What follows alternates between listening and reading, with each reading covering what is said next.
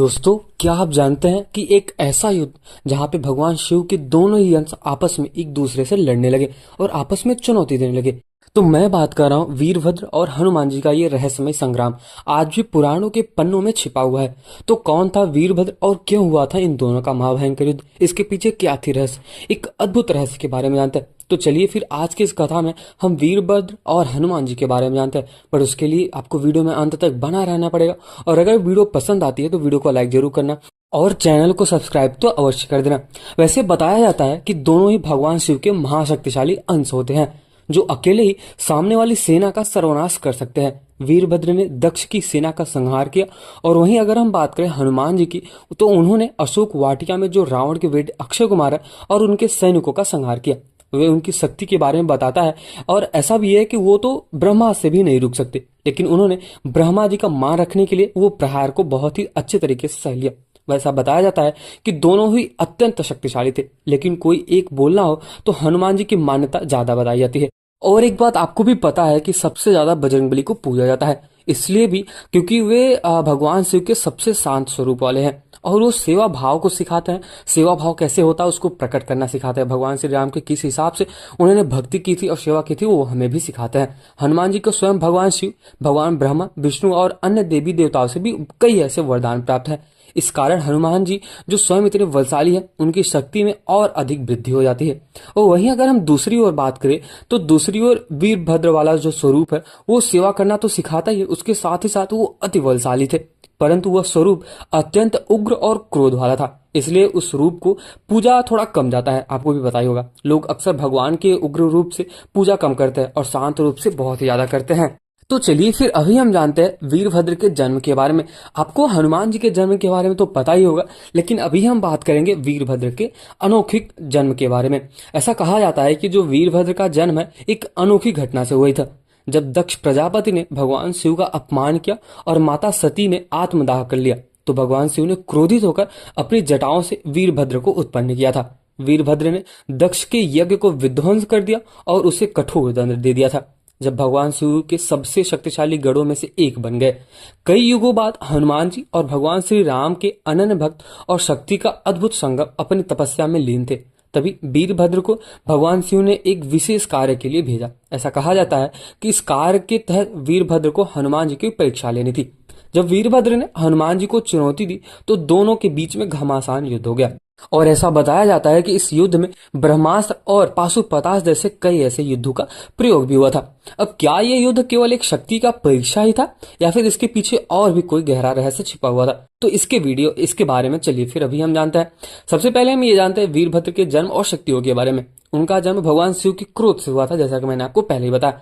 उनकी विशाल काया, 3 नेत्र और उनके हाथों में तलवार और त्रिशूल उनकी शक्ति को दर्शाते थे। जब माता सती का अपमान हुआ था तो भगवान शिव ने अपने गढ़ों से दक्ष के यज्ञ को ध्वंस करने के लिए, मतलब खत्म करने के लिए उनको आदेश दिया था। तब वीरभद्र ने अकेले ही इस यज्ञ मंडप जो बना हुआ था उसको तहस नहस कर दिया और देवताओं को परास्त कर दिया।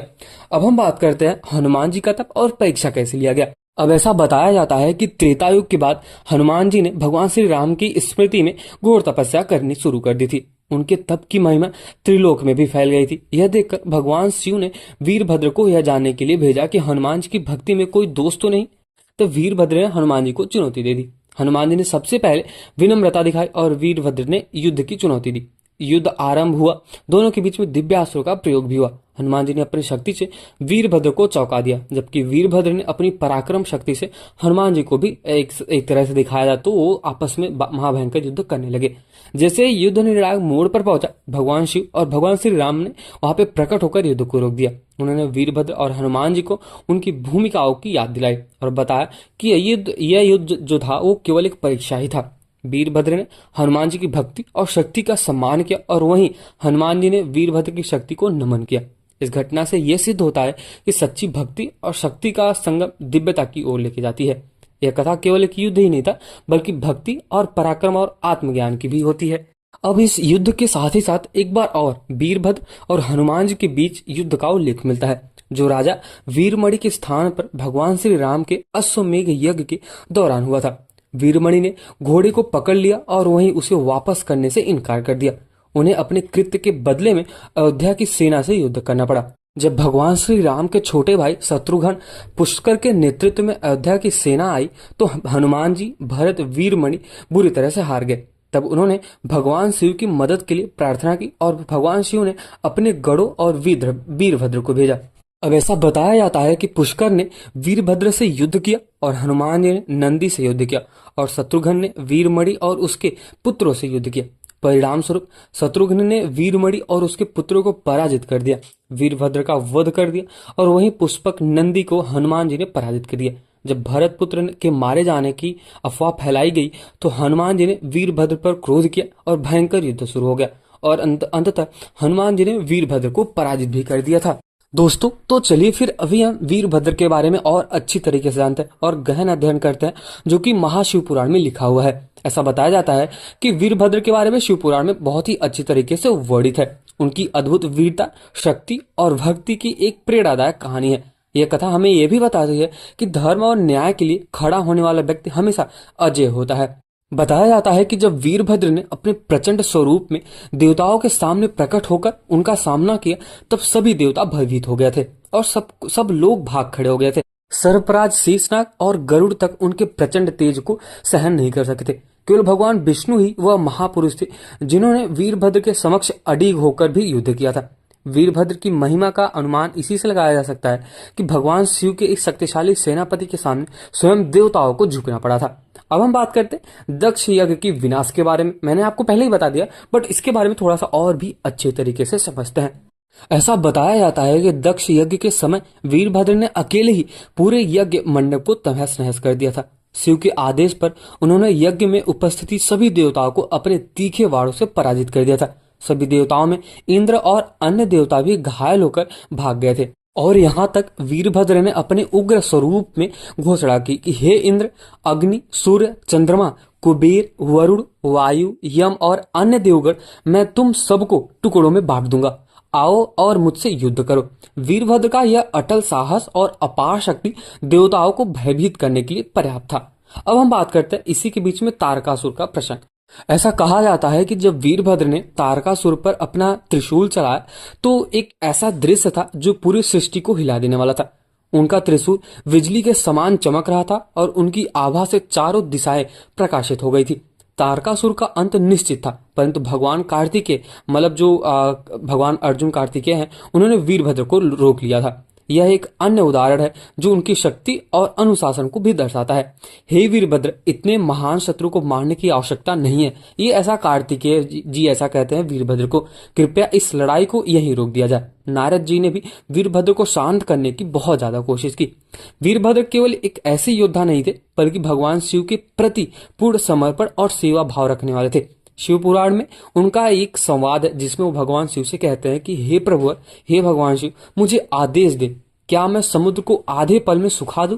क्या पर्वतों को चूर चूर कर दूं? या फिर क्या मैं पूरी सृष्टि को भस्म कर दूं? तो यहाँ पे महादेव से ऐसा बोलते हैं कि हे महादेव, मैं आपके आशीर्वाद से मेरे लिए कुछ भी असंभव नहीं है। मुझे आदेश दीजिए और मैं आपके हर कार्य को शीघ्रता से पूरा कर दूंगा। इस संवाद से यह भी स्पष्ट होता है कि वीरभद्र ने न केवल महान योद्धा ही थे, बल्कि शिव भक्ति की जीती जागती मिसाल भी थे। अब वीरभद्र का नाम ही वीरता और कल्याण के रक्षक के लिए माना जाता है। उनकी शक्ति और साहस से प्रभावित होकर भगवान शिव पुराण में और स्कंद पुराण में उनकी महानता का वर्णन किया गया है। वह कभी भी पराजित नहीं हुए थे। केवल भगवान विष्णु, पार्वती जी और शिव के प्रति सम्मान के कारण ही वह अपने क्रोध और शक्ति को नियंत्रित करते रहते थे। यह वीरभद्र की कथा हमें यह भी सिखाती है कि जब धर्म और न्याय की रक्षा करनी हो तो पूरे आत्मविश्वास के साथ अपने कर्तव्यों का पालन करना चाहिए।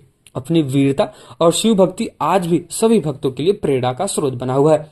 तो अगर आपको ये वीडियो पसंद आया और अगर आप भगवान शिव के बहुत ही अच्छे भक्त हो तो वीडियो को लाइक जरूर करना और चैनल को सब्सक्राइब तो अवश्य कर देना। मिलते हैं किसी और वीडियो में, तब तक के लिए आप एक बार कमेंट सेक्शन में जय श्री गणेशाय और भगवान शिव का नाम तो लिख के जाना।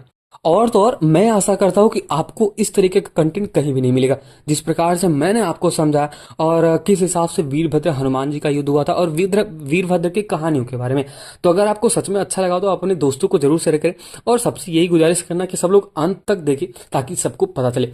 तो वीडियो को लाइक करना और चैनल को सब्सक्राइब तो अवश्य कर देना और कमेंट सेक्शन में एक बार जय बजरंगबली तो लिखना और जय श्री राम लिख के जाना।